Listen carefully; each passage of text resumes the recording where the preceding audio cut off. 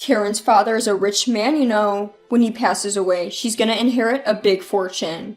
I'm guessing she's gonna get 100 million, right? Wow, that's incredible. I can't wait. Once Karen's father passes away, I'd love for her to take me on a vacation. That sounds nice. I might ask her to buy me a car. James, what are you going to ask for? Man, I've always wanted to buy a high-end gaming computer. I wonder if I can ask her to get me one. As their lively conversation rose, it was clear that my husband and in-laws had no idea of the expression on my face on the other side of the door.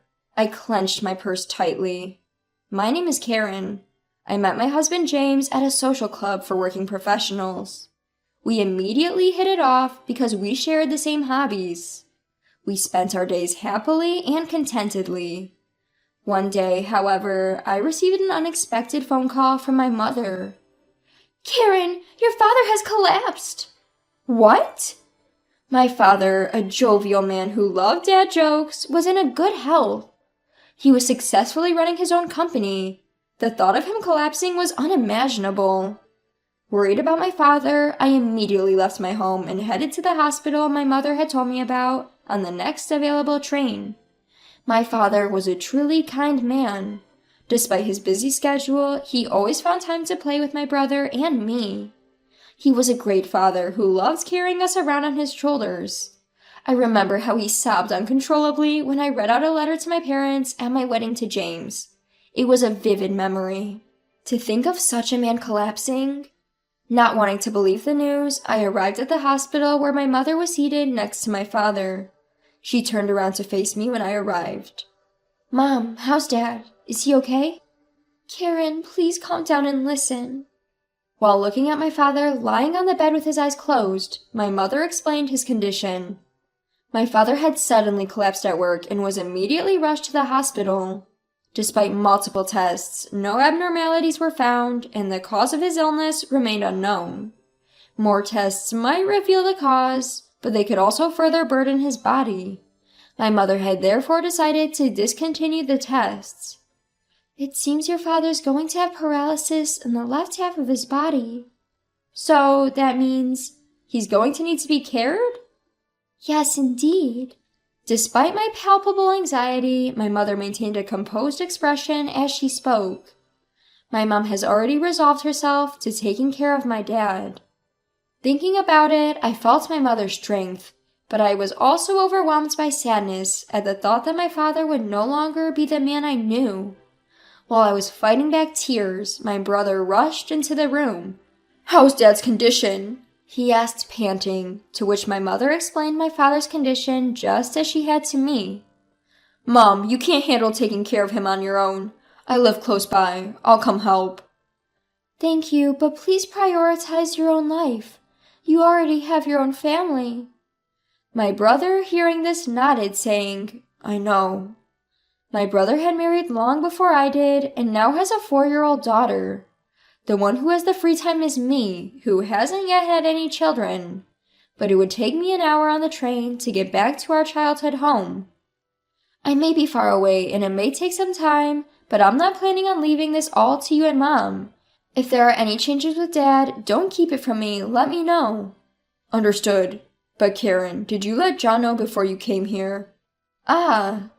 I suddenly remembered that I'd rushed out of the house without telling John. Seeing the look on my face, my brother said, "Make sure to contact him. John must be worried." So I quickly left the hospital room.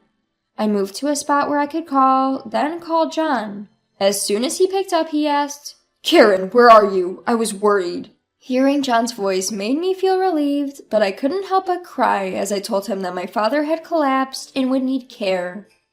John was shocked, saying, "Your energetic father?" But then he spoke to me gently to comfort me. I felt relieved that I'd married him, and when I told him I was coming home, he said gently, "I'll make dinner. Be careful on your way home." It seemed that my father would be staying in the hospital tonight. My mother and brother were also going home, so I decided to head home too. When I got home, John had made my favorite meal. "It must have been tough. Eat something you like to cheer up," he said, pulling out a chair for me. The kindness brought me to tears. John is usually cool-headed, but he's incredibly kind when I'm down, which always moves me. After thanking him for his comfort, I went to bed early that day. The next morning, when I had calmed down a bit, I told John that I wanted to help take care of my father from time to time, and he happily agreed. Furthermore, it seems that John had told his parents about my father's condition, and they offered to help with housework while I was away. I was surprised that I could get full support from John's family to help with my father's care, but when I called to thank his parents, John's mother laughed and said, "After all, your father's like family to us. You don't need to worry about a thing." John's parents, like him, are usually cool and collected. When they came to our house with smiles on their faces, asking how I do my chores, I was taken aback. Before my marriage, I had thought my in-laws were a bit cold, but that might have been a misunderstanding. I repeatedly expressed my gratitude to my husband James and my in-laws for their full cooperation in taking care of my father. My father was a talkative person, but he lost the ability to speak fluently due to the paralysis on his left side. However, there was a silver lining in the fact that my father was right-handed. He communicated his needs and thoughts to us by writing them on a whiteboard. Despite being almost bedridden, he cheered us up by drawing crude pictures on the whiteboard and writing his usual dad jokes. My brother also came to help with my father's care, but it was mainly my sister-in-law who was helping. With her experience as a caregiver, my sister-in-law kindly and carefully taught my mother and me how to assist him. My father, my mother, and I were worried that she might not want to take care of my father, who was not blood-related to her, but my sister-in-law didn't mind at all. Seeing my sister-in-law cheerfully say, "Your father has made me laugh so much, now it's my turn to make him smile," made me realize that my brother had indeed married a wonderful person. My brother might have been blessed with a wonderful spouse, but I am not losing to him in terms of having a wonderful spouse. After all, my entire in-law family is supporting my caregiving. Whenever I go to help with my father's care, my in-laws always ask about his condition. I was always grateful for their concern. However, I realized all of it might have been my misunderstanding by pure coincidence. That day, I left the house to take care of my father, but I noticed that I had forgotten my wallet when I reached the station. While feeling frustrated with my own clumsiness, I returned home. On the days I went to care for my father, my in-laws would always come to help with house chores, so I headed home thinking they'd probably find it amusing. I opened the front door, took out my wallet from my room, and returned to the front door. Then, I heard a conversation between James and my in-laws from the living room. "So, is Karen's father not likely to pass away yet? I'm getting tired of waiting." Huh? Wondering if my ears were playing tricks on me, I involuntarily stopped in my tracks. When I tiptoed closer to the living room door and put my ear against it, I could hear their conversation clearly. "Anyway, how much does Karen stand to gain when her father passes away? All this kindness we've been showing doesn't make sense unless we get a significant portion. Karen's father is a rich man, you know. When he passes away, she's gonna inherit a big fortune. I'm guessing she's gonna get over 100 million, right?" Wow, that's incredible. I can't wait. Once Karen's father passes away, I'd love for her to take me on a vacation. That sounds nice. I might ask her to buy me a car. James, what are you going to ask for?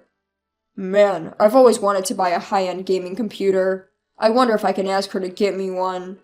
Their conversation was filled with high spirits. On this side of the door, they probably have no idea what kind of expression I have on my face. I clenched my wallet tightly, putting all my strength into my grip.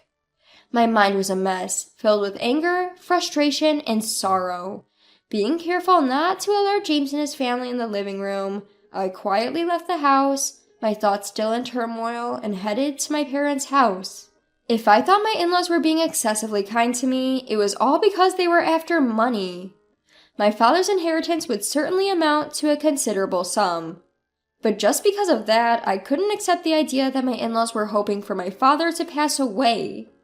Unable to gather my thoughts, I sat for a while on a bench on the platform at the local station near my parents' home. The sound of James and his family's laughter still echoed in my mind. I can't forgive them. I will never forgive them. All foolish, just keep laughing. I swore I would get my revenge on James and his in-laws, who see nothing in my father who raised me lovingly but money. For that revenge, I acted as if I had heard nothing of their conversation. Even when they excessively asked about my father's health, I explained politely as always and said, "Thank you as always." I decided to exploit James and my money-grubbing in-laws as much as possible. I increased the days I spent caring for my father and unceremoniously dumped house chores on my in-laws. My inheritance-greedy in-laws would gladly accept any request from me. I knew that sometimes the faces of my in-laws and James tightened, but I didn't care. And about a year after my father needed care, his condition worsened. Believing the doctor's words that it wasn't something urgent, I was relieved. But I told James and my in-laws, "My father might be in danger soon." It must have been the news they were waiting for. To the three of them, who could hardly hide their grinning, I said, "So?" and quietly handed over the divorce papers. "Thank you for all you've done. Please divorce me." At my statement, James exclaimed, "What?" My in-laws were frozen in surprise, but I calmly continued my prepared lines. "So, James, mother-in-law, and father-in-law, you were after my father's inheritance, weren't you? I overheard it all. Mother-in-law wanted a vacation, father-in-law wanted a new car, and James, you wanted a gaming computer, didn't you? I can no longer stay with the people who seem to be waiting for my father to pass away. The faces you made just now were truly ugly. It was as if I could see through to your vulgar thoughts of getting money when my father dies." As I spoke, my expressionless face seemed to terrify them. My in-laws remained frozen, and James, holding the already completed divorce papers, was opening and closing his mouth in shock. I no longer had any business in this house. "You can mail the divorce papers, but if you don't write them, I'll hire a lawyer. Please do it within a week," I told James before standing up. I picked up the luggage I had prepared earlier and left our home. On the train ride back to my parents' house, I was swayed gently in my seat. My parents were waiting for me when I arrived.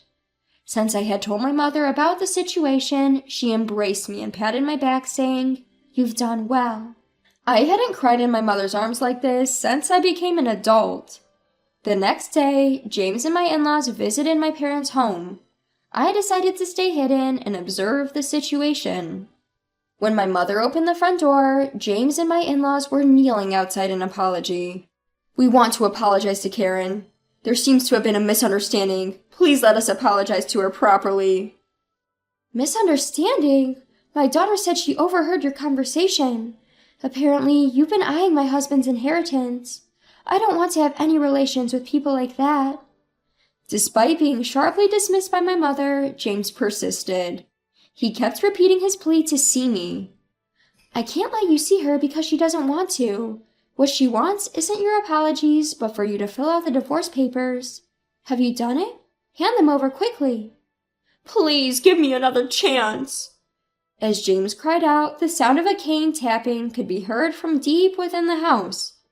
Turning to look, there stood my father, leaning on his cane with the assistance of my sister-in-law. "Father-in-law!" James's mouth dropped open upon seeing my father, whom he had only heard about. My father held up a whiteboard in his free hand for James to see. Written on it was a powerful message from him. "I won't hand my daughter over to someone who can't make her happy. Divorce her immediately, as she wishes." The message, written in a strong handwriting, seems to resonate more with James and my in-laws than anyone else's words.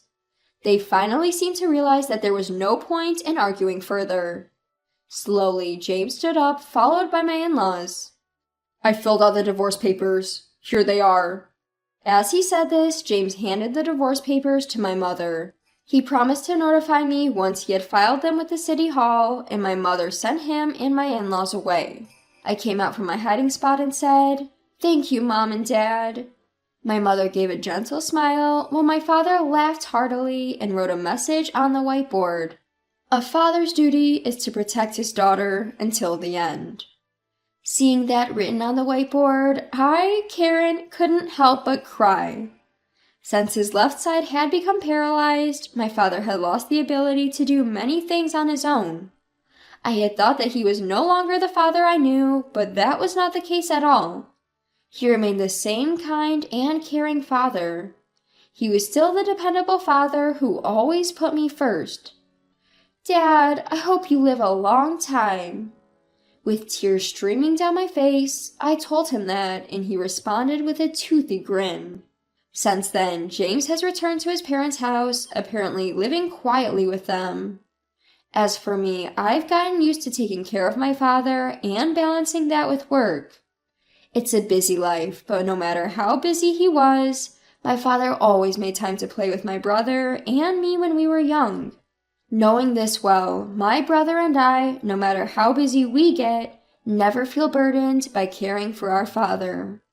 Half bedridden, my father has lost a lot of weight, and his appearance has completely changed, but his hearty laughter and his love for dad jokes remain the same. My sister-in-law also says that taking care of my playful father is a joy, and we're able to live a peaceful life.